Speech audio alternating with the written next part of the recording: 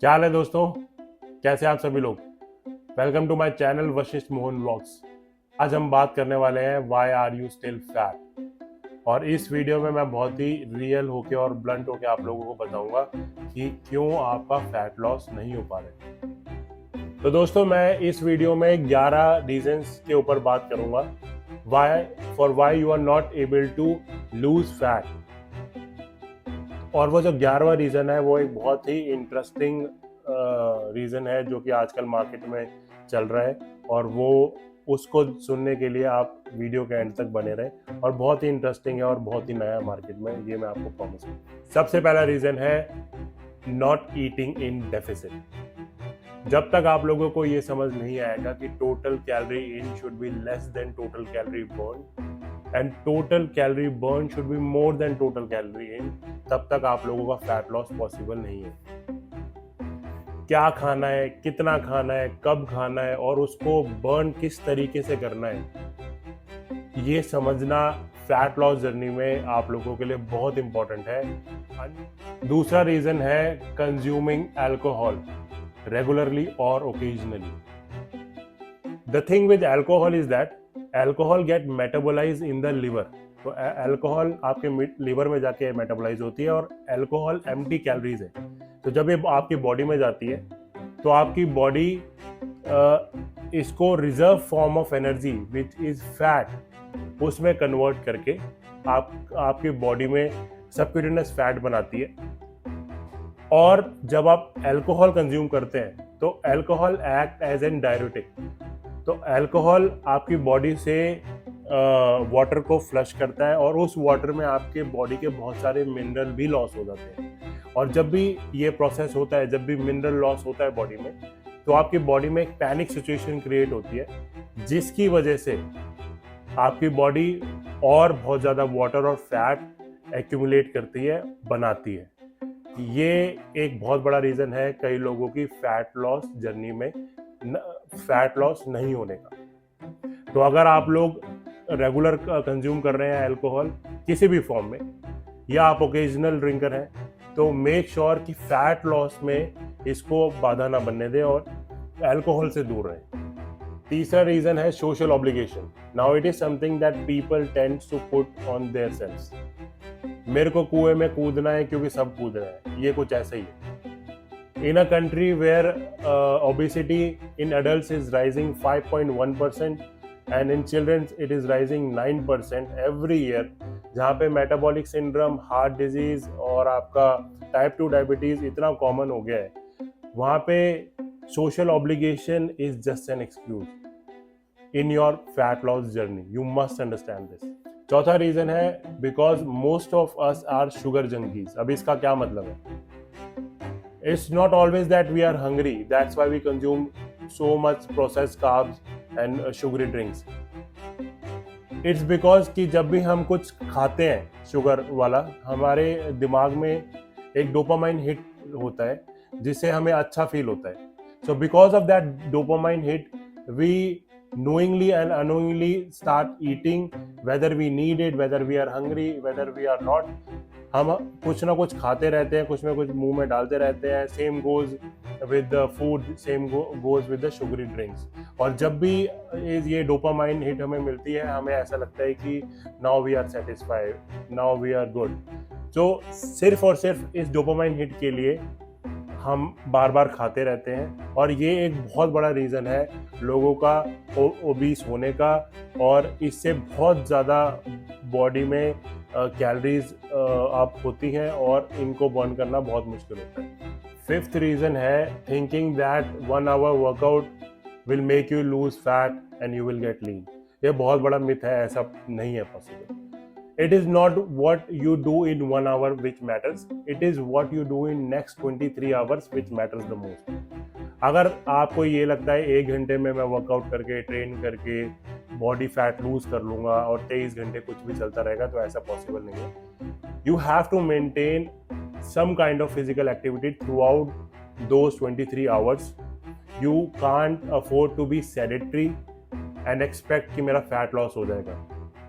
It's about the activity that you do in 23 hours which will determine कि आपका fat loss कितना होगा. Now the sixth reason is not measuring before you are eating. Not measuring before you're eating and expecting कि you are already eating in deficit is stupidity. जब तक आप major नहीं करोगे आपको उसकी क्वांटिटी पता ही नहीं चलेगी, उसमें कितनी कैलोरीज है आपको पता ही नहीं चलेगी. तो अगर आप फैट लॉस चाहते हैं तो मेक श्योर कि आप सारी मील को वे करके खाएं, तभी फैट लॉस पॉसिबल है. तभी आपको ये पता चलेगा कि मैं इतना खा रहा हूँ और मेरे को इतना ज़्यादा बर्न करना है. So the seventh reason is consuming too much processed carbs and too sugary drinks. जब भी हम बहुत ज़्यादा प्रोसेस्ड कार्ब्स खाते हैं तो जैसा कि मैंने अपनी पहली वीडियोस में भी बताया था, हमारी बॉडी में ब्लड ग्लूकोज लेवल बढ़ता है. ब्लड ग्लूकोज लेवल बढ़ने से हमारे बॉडी में इंसुलिन स्पाइक होता है. इंसुलिन स्पाइक होने से बहुत सारा ग्लूकोज हमारे लिवर और मसल्स में फिलअप हो जाता है. अगर कुछ ग्लूकोज बच जाता है तो वो एज अ फैट हमारी बॉडी में स्टोर होता है सबक्यूटेनियस फैट की फॉर्म में. जब ये कांस्टेंट स्पाइक चलता रहता है, जब हम शुगर जंकीज की तरह खाते रहते हैं दिन में 4 बार 5 बार, तो ये आपकी बॉडी में कांस्टेंट इंसुलिन स्पाइक रहता है और वो इंसुलिन स्पाइक आपकी बॉडी में बहुत ज़्यादा फैट एक्यूमुलेट करता है और आपकी फैट लॉस जर्नी में बहुत ज़्यादा बड़ी प्रॉब्लम क्रिएट करता है, क्योंकि आपकी बॉडी में थ्रू आउट इंसुलिन स्पाइक है.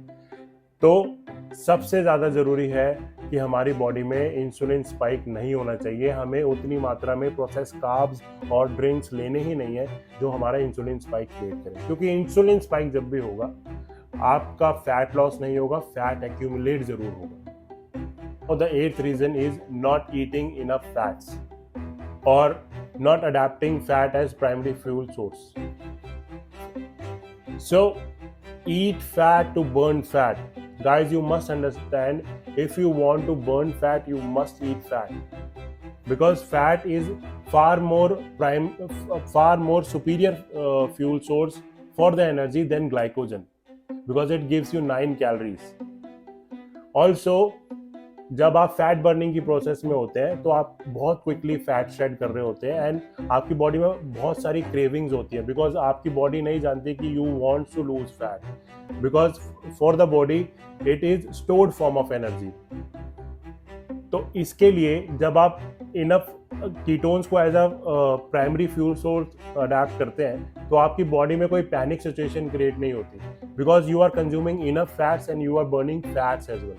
तो एक बहुत ही स्मूथ प्रोसेस रहता है. So always make sure eat fat to burn fat, adapt ketones as your primary fuel source. You can do a ketogenic diet or you can just increase your fats and decrease your carbohydrates. उससे भी आपको बहुत benefit मिलेगा.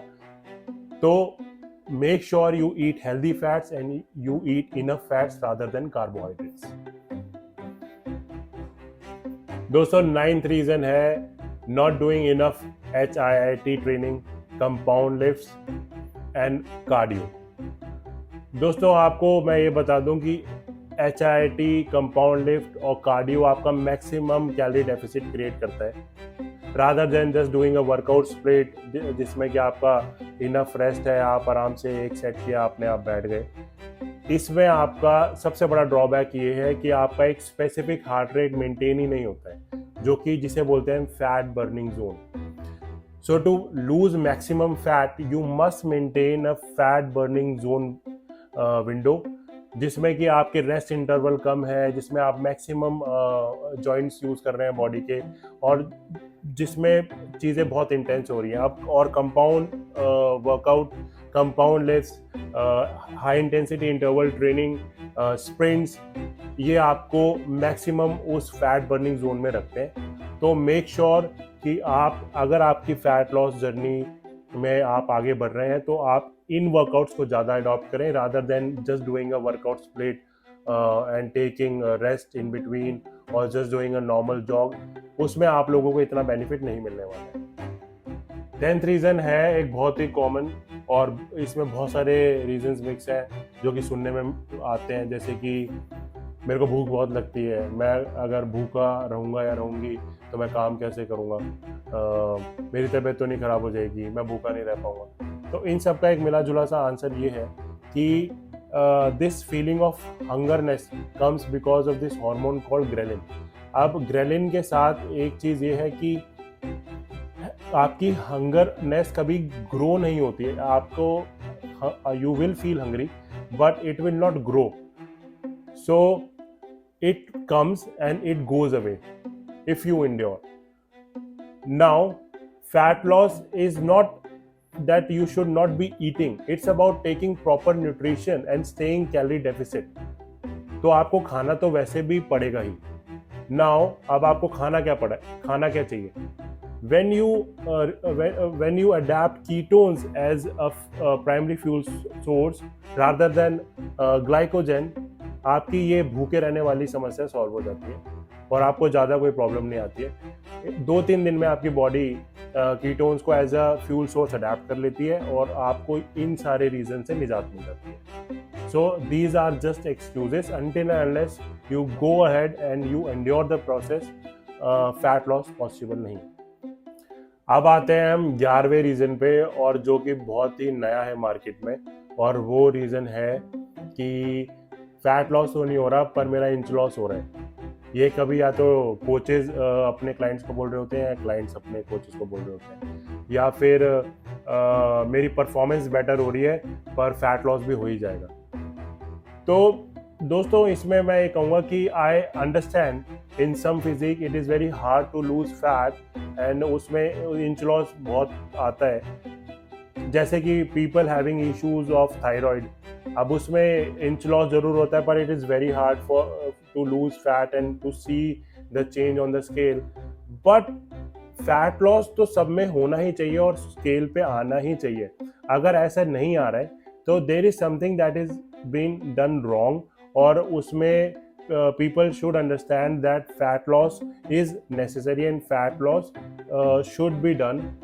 And the second reason is कि performance better हो रही है, तो अच्छी बात है, परफॉर्मेंस बेटर होनी चाहिए। परफॉर्मेंस में आपके स्ट्रेंथ, फ्लेक्सिबिलिटी, एजिलिटी, सारे पैरामीटर में आप लोग काम करें और ये बेटर होना चाहिए।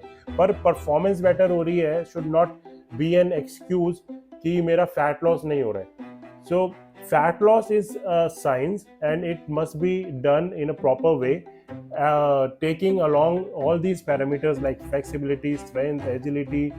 So ये एक एज एन एक्सक्यूज की तरह काम ना करे, काम नहीं होना चाहिए। जैसे कि मेरा परफॉर्मेंस मेरी बेहतर हो रही है पर मेरा फैट लॉस नहीं हो रहा है। परफॉर्मेंस भी बेहतर होनी चाहिए, फैट लॉस भी होना चाहिए। At the same time you should be losing fat and you should be able to see the change on the scale. तो दोस्तों ये कुछ 11 रीज़न थे जो मैंने आप लोगों को बताए, और मैंने बहुत ब्लंटली आप लोगों को बताया कि आपका फैट लॉस क्यों नहीं हो रहा है। अगर आप लोग अपने फैट लॉस पे काम करना चाहते हैं तो आप इन रीजंस पे ज़रूर काम करें। अगर आप लोगों को फैट लॉस में कोई भी दिक्कत आ रही है, आप लोग मेरे से कोई हेल्प चाहते हैं, तो ऑफकोर्स आप मेरे को रीच आउट कर सकते हैं, मेरे को कमेंट में बता सकते हैं कि क्या प्रॉब्लम आ रही है, और मैं I am definitely will be happy to help you out. Also guys, अगर अभी तक आपने सब्सक्राइब नहीं किया है चैनल तो प्लीज़ सब्सक्राइब कर लें, क्योंकि इसमें ऐसे ही अच्छे कंटेंट आते ही रहेंगे। Make sure you like, share and subscribe. Thank you so much for support.